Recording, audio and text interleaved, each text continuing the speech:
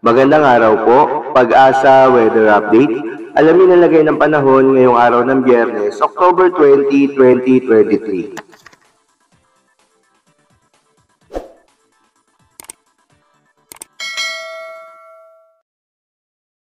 Magandang umaga po sa ating lahat. Narito po ang ating weather update.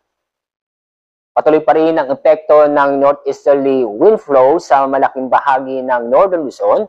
Samantala, itong shear line ay patuloy na nakaka-apekto sa Central Luzon. At kasalukuyan po, wala po tayong namomonitor na low pressure area o bagyo sa loob ng Philippine Area of Responsibility.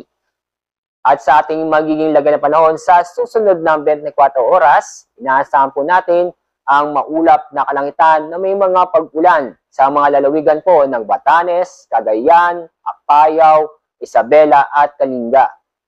Samantala, itong lalabing bahagi ng Luzon ay magiging maganda at maliwas ang panahon o fair weather po tayo ngayon. Maliban lang po sa mga sandaling pag-ulan o mga biglaang buhos na ulan.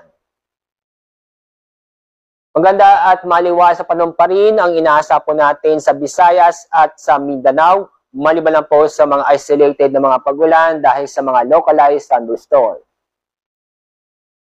At sa mga nagbabala pong pumalaot o mangisda, konting pag-iingat lamang po doon po sa mga baybaying dagat sa Northern Luzon dahil inaasahan po natin ngayong araw na magiging moderate to rough seas. Sa ibang bahagi nating bansa ay slight to moderate seas po tayo ngayon.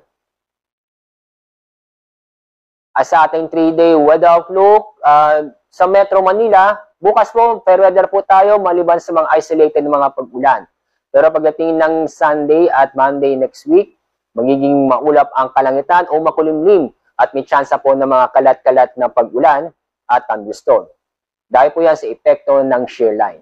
Sa ibang bahagi sa ibang lugar po, sa loob ng 3 araw, fair weather po tayo, maliban lang po sa isolated na mga pag-ulan.